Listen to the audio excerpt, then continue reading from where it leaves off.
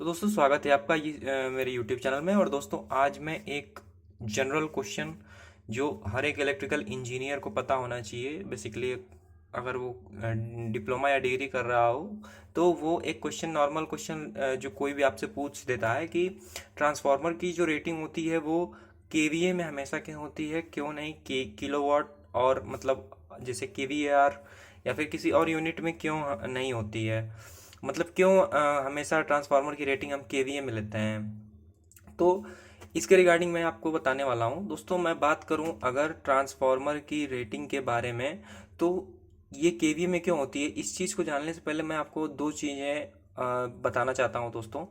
पहली चीज़ कि ट्रांसफार्मर को जब हम लोड से किसी कनेक्ट करते हैं, किसी लोड से कनेक्ट करेंगे या कनेक्ट करके और सप्लाई जब हम उसको एसी एसी वोल्टेज जब हम उसको देते हैं, तो दोस्तों एक चीज़ हम लोग को देखने को मिलती है कि ट्रांसफार्मर एक स्टैटिक डिवाइस है, तो उसमें कोई भी फ्रिक्शन या विंडेज लॉस तो नहीं होता है दोस्तों। लेकिन उसमें दो लॉसेस, स्टैटिक लॉसेस आप बोल सकते हो, वो दो लॉसेस होते हैं दोस्तों। पहला लॉस जो होता है वो दोस्तों होता है कॉपर लॉस, कॉपर लॉस। दूसरा लॉस जो होता है दोस्तों वो वेरिएबल, ये दोस्तों ये वेरिएबल लॉस होता है। और दूसरा लॉस जो होता है वो कांस्टेंट होता है, उसको हम बोलते हैं कोर लॉस। ठीक है दोस्तों। कोर लॉस दोस्तों दो टाइप का होता है, एक होता है दोस्तों eddy current loss, eddy current loss, और दूसरा जो लॉस होता है दोस्तों वो एक होता है हिस्टैरिसीस लॉस। तो इन दोनों लॉसेस के बारे में तो मैं अभी नेक्स्ट वीडियोस में डिस्कस करूंगा दोस्तों। लेकिन ये बेसिक आप ये जानिए कि दो लॉसेस होते हैं, एक कॉपर लॉस होता है दोस्तों, एक कोर लॉस होता है। कॉपर लॉस दोस्तों वेरिएबल लॉस होता है और ये लोड के बढ़ने घटने पे वैरी करता है।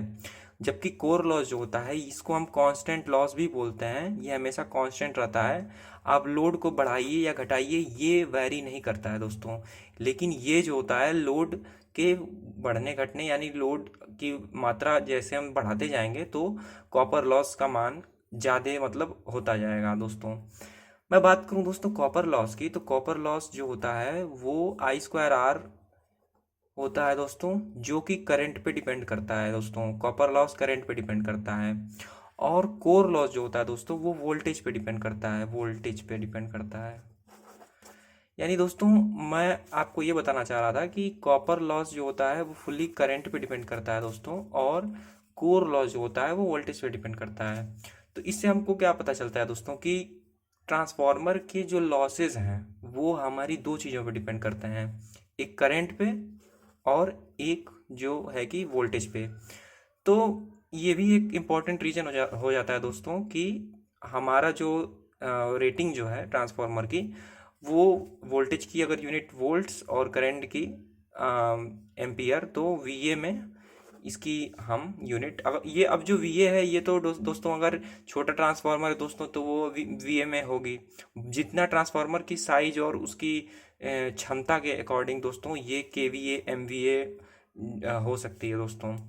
तो कहने का मतलब दोस्तों ये है, ये इसका सीधा सीधा सीधा आंसर आप दे सकते हो दोस्तों कि कॉपर लॉस और कोर लॉस, जो कि आपसे कोई अगर पूछता है तो आप ये बोल सकते हो कि देखिए ट्रांसफार्मर में जो लॉसेस होते हैं वो, ट्रांसफार्मर में जो लॉसेस वो करंट और वोल्टेज पे डिपेंड करते हैं, और उनका पावर फैक्टर से कोई रिलेशन नहीं होता है, मतलब और किसी चीज़ से कोई रिलेशन नहीं होता है। तो चूंकि कॉपर लॉस जो होते हैं वो करंट पे डिपेंड करते हैं, और कोर लॉस जो होता है वो वोल्टेज पे डिपेंड करता है, इसका करंट से कोई रिलेशन नहीं होता है। तो इसलिए हमारी जो रेटिंग होती है ट्रांसफार्मर की वो हमेशा वीए में होती है दोस्तों। एक बात और, ये दूसरी बात कोई आपसे फिर काउंटर क्वेश्चन कर सकता है दोस्तों कि जैसे कि हम पावर, अगर मैं पावर की बात करूं तो थ्री फेज पावर की अगर मैं बात करूं तो उसका क्या फॉर्मूला होता है दोस्तों, √3 VL IL cos फाई। तो दोस्तों ये जो cos फाई वाला टर्म है यानी पावर फैक्टर जो है, क्यों नहीं हम ट्रांसफार्मर में उसको प्रीफर, उसको ट्रांसफार्मर में क्यों हम इसकी चर्चा नहीं कर रहे हैं। तो अगर आपसे कोई ये पूछता है दोस्तों कि जो कॉस फाई जो है वो मतलब हम क्यों नहीं इसमें लेते हैं कि ट्रांसफार्मर कॉस फाई को क्यों क्यों नहीं इंक्लूड करते हैं, तो दोस्तों इसका आप जवाब ये दे सकते हो कि जैसे ट्रांसफार्मर की जब डिज़ाइन होती है दोस्तों, मैन्युफैक्चरर जब डिज़ाइन करता है तो वो ये नहीं सोच के डिज़ाइन करता है कि आप कौन सा लोड ट्रांसफार्मर के लोड साइड में लगा रहे हो। जैसे लोड हमारे तीन टाइप के होते हैं दोस्तों, एक आर होता है, एल और सी, यानी कि रेजिस्टिव लोड, इंडक्टिव लोड और आपका कैपेसिटिव लोड।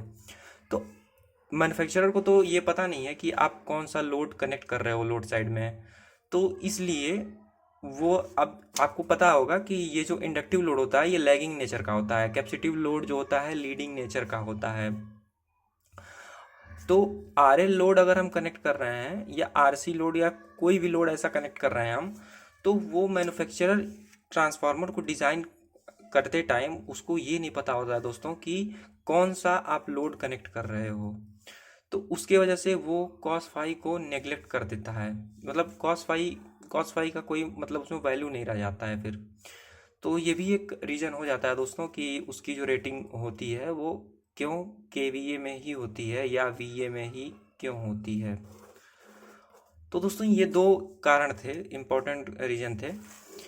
पहला रीजन तो आप बोल सकते हो कि लॉसेस जो होते हैं करंट और वोल्टेज पे ही डिपेंड करते हैं, तो इसलिए हम उसकी जो एफिशिएंसी है, वो रेटिंग है सॉरी, वो हमेशा हम वीए में कंक्लूड करते हैं।